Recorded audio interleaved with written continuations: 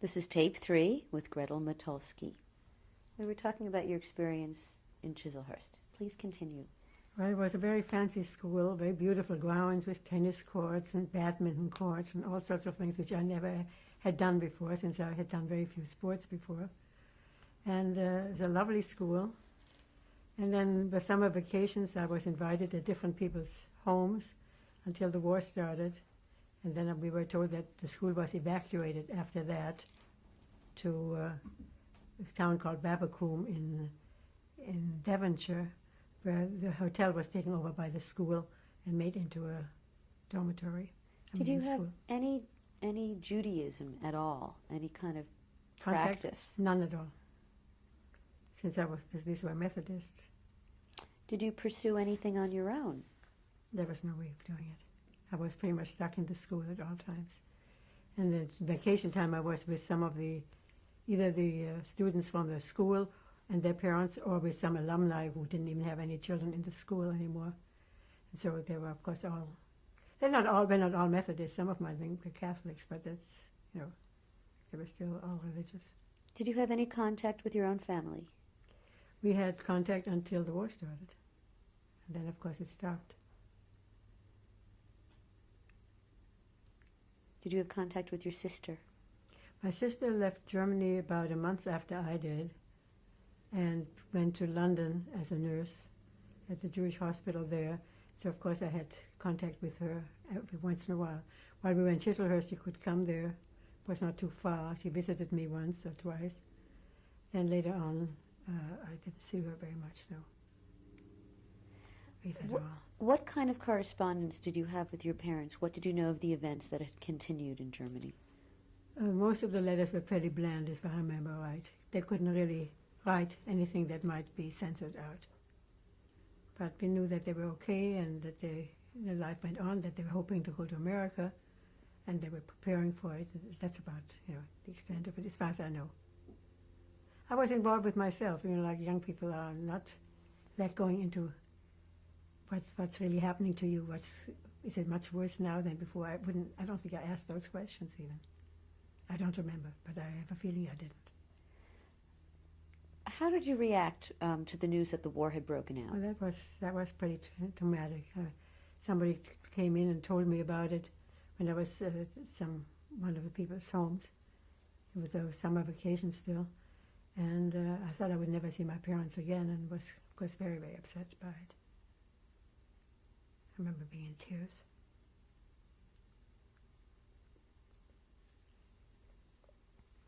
Tell me more about that. What happened after that? Well, you gradually get used to the idea, and you continue and went back to school. And I couldn't hear from my parents, but sometime afterwards, I got a letter from an uncle, an aunt of mine, my mother's sister, who were at that time in either Spain or Lisbon or Portugal. I'm not quite sure now.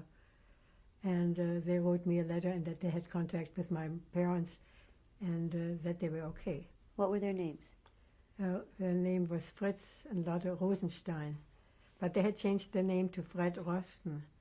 And I thought it was sort of a joke when the first letter came with Fred Rosten. And stupidly I wrote back to Fritz Rosenstein, and they could never open that letter up. And they wrote me another letter saying, my name is Fred Rosten. And then I understood. And what did they say that they had, what kind of correspondence they had with your parents? I don't know, but they just said they had heard from them that they were okay, that they were trying to get them out, and then hopefully that they could.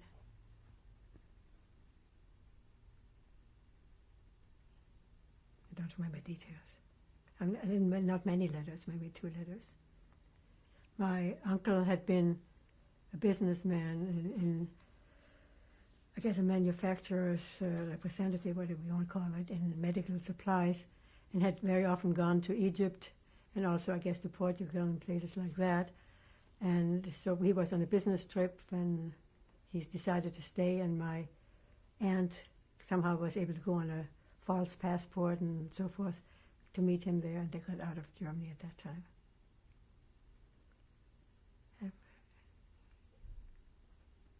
I don't know about my cousin. I have to ask her once. I really don't remember. She must have come there too with her mother.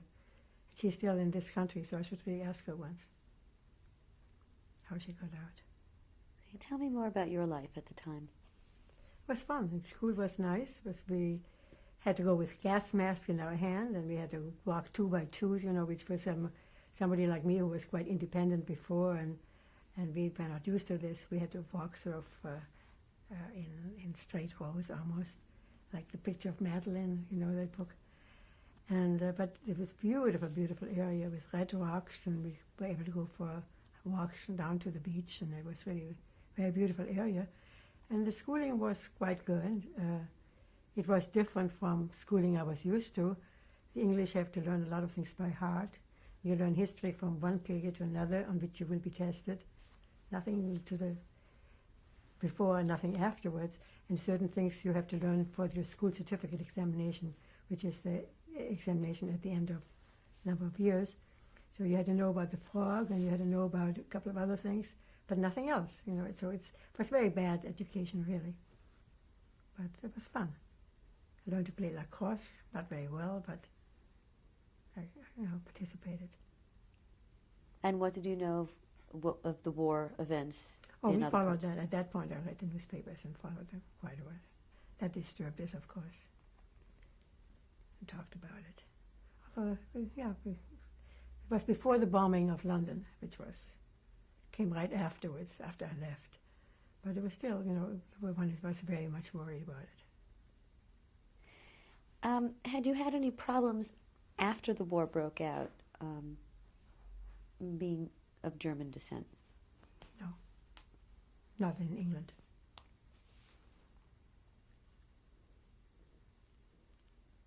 When did you have contact with your family again?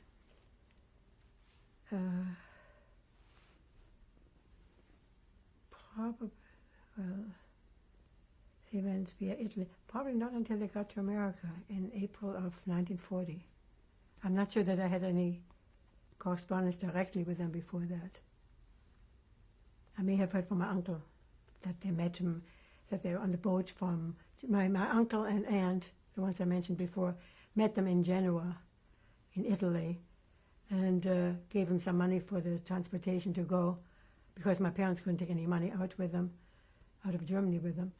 And they probably wrote me at that time that they were on the boat and they were leaving for America. I'm sure they must have. And what kind of impact did all this information have on you? It was good. I was looking forward to coming to America too, and to seeing them and so forth. It was in April of 1940 that they got to America. And I was able to leave in July 3rd.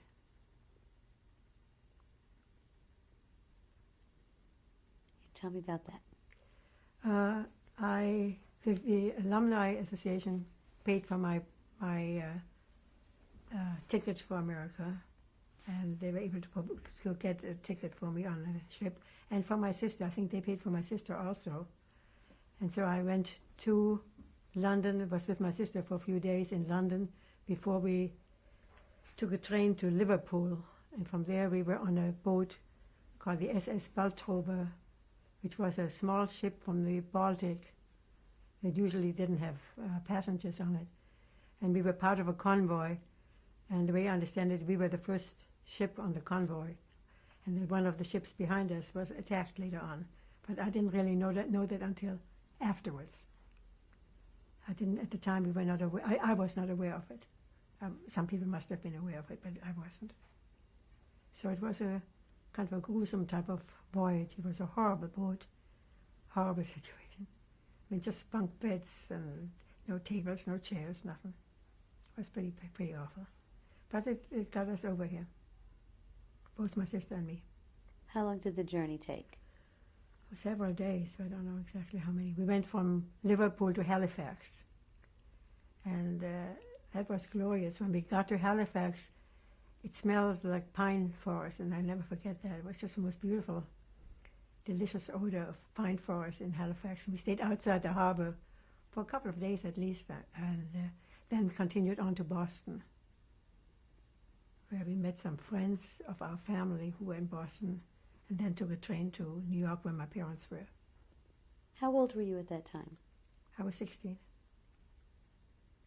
It was just 15 months after I left Germany. On that journey, having just departed from Europe, what were you going through? What was going on in your head, leaving your homeland? Well, my homeland, England was never my homeland. Leaving Europe. Leaving Europe.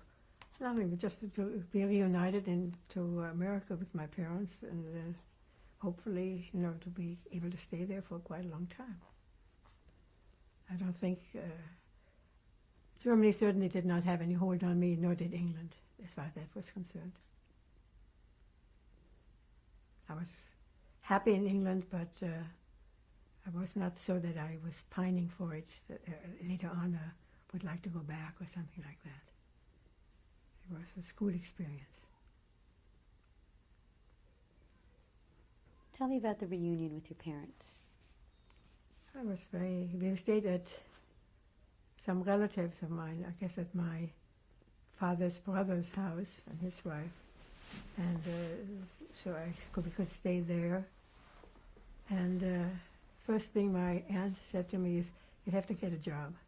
So from about the second day I was in America, they found a job for me to clean the house for some people. And here I come from this very fancy boarding school where there's some of the sons from some of the ministers, from Congress, from Parliament, from some of the lords of Parliament, some of the children, where the first thing she made me go and clean houses. It was quite an experience. It didn't do me any harm, though. It was okay. And my mother was working right away, too, and tried to make some living. What did your father do? He had to take an examination as a doctor again, and he had got himself a job in Chicago at Michael Reese Hospital, where instead of just studying for the exam and having to work or something, they could sit in the library and study, and they would provide for that. So he studied there for almost a year until he finally could take his examination and become a doctor in Chicago. So while we were in New York, I was in New York only from July till September, I think, for 2 months or something like that. And then we came to Chicago. Took a bus to Chicago. What was the adjustment like coming from Europe to America?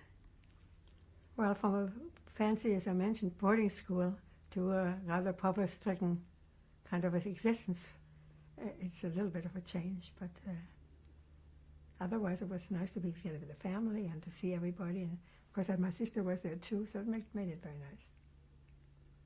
But the poverty didn't affect me very much, really. We had enough to eat. But that's about it.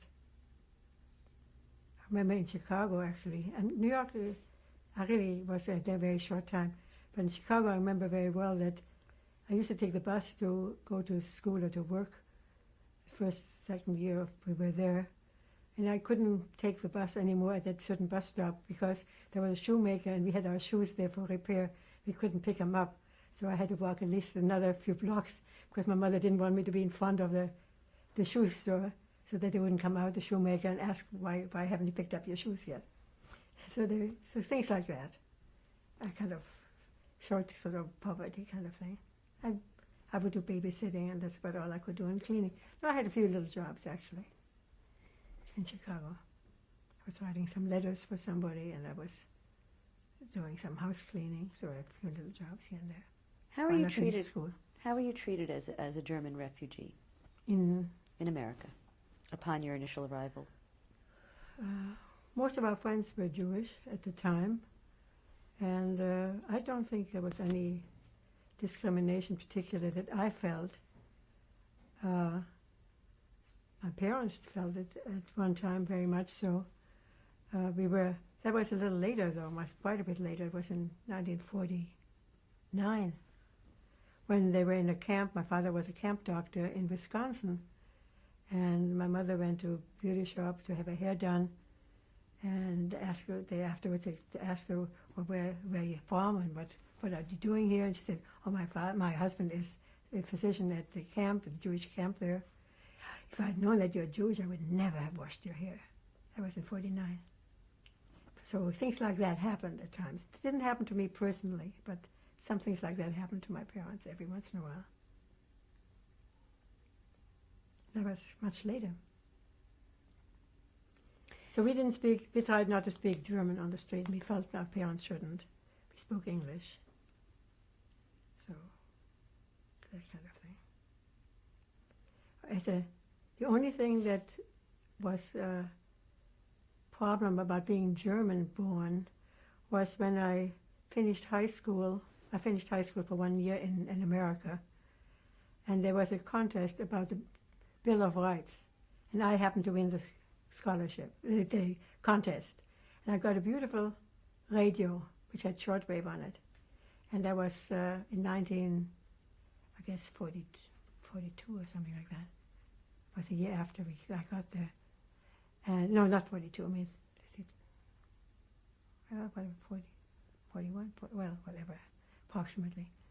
And shortly afterwards, when all the Germans had to give up the radios, so my radio with the shortwave had to be changed. They had to take the radio away or take the shortwave out, because I wasn't allowed to have a shortwave radio, because I was German.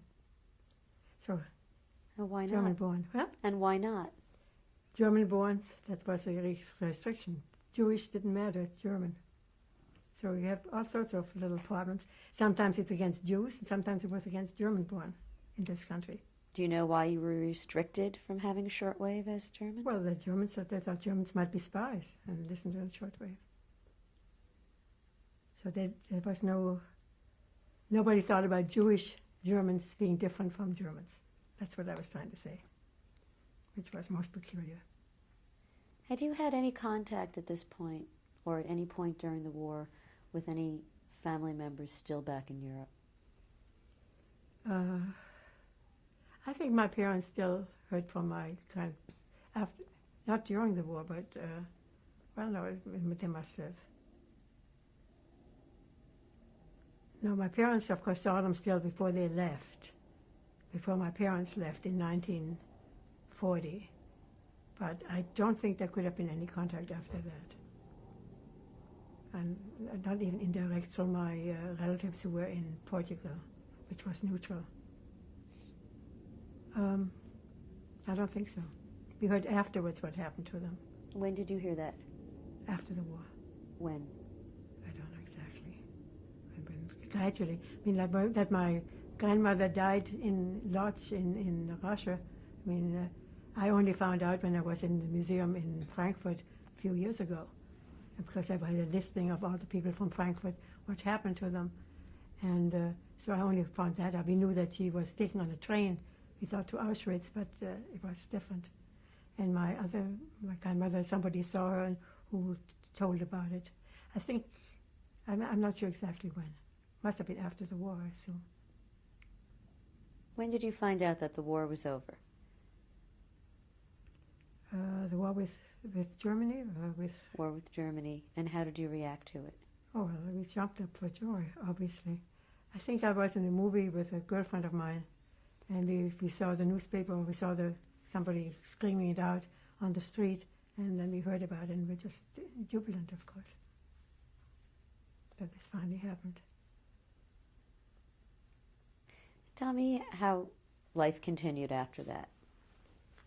Oh, life has been very good to us. I mean, I went for 1 year, as I mentioned, to the Central YMCA High School in Chicago in the evening, while I was, no, I did not. I was during the day.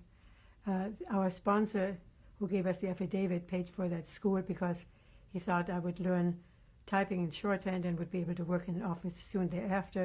It would be better than going to a regular public school where I would have to take other kind of courses and couldn't do that. So I went to that school, and I was taking some of these business courses, some Spanish, some other things, and I was very lucky that I got very good grades and so forth, and I won that contest, which I mentioned before. So I did very well there, and at the end I got a scholarship for the college.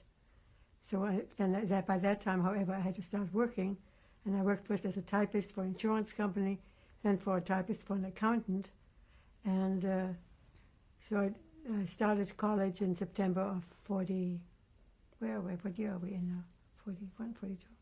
42, I guess. And first year, First semester in the evening, Monday, Wednesday, Fridays, I took an English class and a chemistry class. I think a philosophy class. I think we took 2 or 3 classes. And lo and behold, I met my husband in that class, who had just come from Europe. You'll find out in a little while. And we talked together, but we didn't particularly date or anything of that nature at that point yet. But I didn't like the chemistry at all. It somehow didn't appeal to me, inorganic chemistry. What's your husband's name? My husband's name is Motulsky. And so then I went Tuesday, Thursday from the second semester on, taking accounting and business courses, economics, and worked towards and I worked with the accounting firm and did more and more accounting. Then I worked for another accounting firm as an accountant later on. And actually, in about March of the next year, my sister had a birthday party, and she said, I can invite a couple of people. So I invited my best girlfriend and my boyfriend at the time, and that she needed somebody, so I invited Arno for my girlfriend. And luckily it didn't take, but from then on we became close friends and got married a few years later. When did you get married? 1945, March 22nd, 45. But we were already, kind of coupled up earlier than that. I mean, we were close friends and knew that we were going to get married already a couple of years before that. But we were young. Did you have children? Do I have children? We have 3 children. Tell me about your children when you had them and their names. My oldest one is Judy, and middle name was Claire, after my grandmother, Motulsky, and she is 49. And she's a businesswoman in Oregon, and was married to Robert Walker Jr. and has 2 children from that marriage. Right now she is divorced, but she's together with another friend.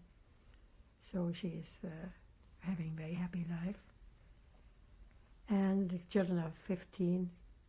For Jordan is 15 and Colette is 13 now. So they're quite grown-up children. My second, she was born in Chicago, and in November, did I mention November 5th, 48. And then we moved away from Chicago because Arno had to be in the Korean War, which was, his service was in the United States, however. So we were in Indiana for a while, and then in Washington, D.C. And in Washington, D.C., my son was born in 1952. And what's his name? His name is Harvey Motulsky, and he's MD, but he's working in computer programs, has a little company of his own, making computer programs for scientists and teaching statistics to scientists. He teaches in San Diego, but he lives in New York. So he has a little bit of a commute every once in a while. And he's married to Lisa and have 2 children. One, a little adopted girl from China because they thought they couldn't have any children.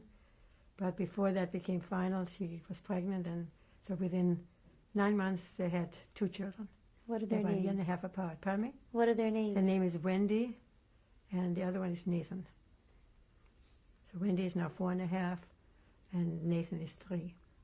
So they're quite young. Then I have another daughter. By that time we moved to Seattle in 1953, and we had another little girl by the name of Arlene, who was born on March 11th, 1955, and who is married to Jean-Claude Odegon, who is a Swiss, and she lives sort of all over the world, different places, and has no children. Upon coming to America, after your experiences in Europe, how had your religious life changed? Not that much. I mean, when we came to Seattle, before Seattle, I don't think we belonged to any congregation. But in Seattle, we joined Temple Beth Am, which is, first we had, actually was another temple before that. When Temple Beth Am started, we joined them. And I was quite active there for quite a few years, until about a year ago we decided to stop being part of the membership, although we still support them quite well. But I was active in on the board even, and in the Jewish high school and so forth. My husband, less so. He comes from an Orthodox home, so he was not interested anymore. I come from an atheist home, and I am. Do you think that the Holocaust experience had any effect on your beliefs in God? I don't think so. If I had to believe in God when I was a child, it was changed because I became an adult. But I never had a very strong feeling about God. I do have a strong feeling about being Jewish and wanting my children to be Jewish and so forth, but not prayer to God doesn't have much meaning to me. Did the community has much meaning to me. Holocaust event have any impact on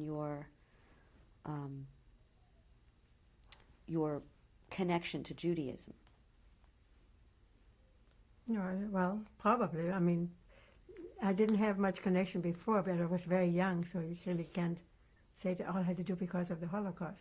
You're talking about in Germany, already the Hitler days, or you're talking about the final, the concentration camp and the killings and so forth. I'm talking about both. How did all that come into before, play? Before Hitler, don't forget, I was too young to really have that kind of an opinion. How did it affect you during the time, the Hitler time, and then following the Holocaust? I think at both times I was more of a Zionist, I think, in those days than I was later, but I still continued my belief in, until fairly recently, that I would have liked to go to Israel. But so Israel has changed quite a bit, and I'm not so sure now anymore. But I felt very Jewish then, and I felt Jewish still now. It's just a matter that religion is not part of it. A personal religion, let's say. Have you ever been back to your hometown? Yes, I have. Just to look at it. What was that experience like for you? Well, that was the one thing that Hitler did well to get me out of that hick town.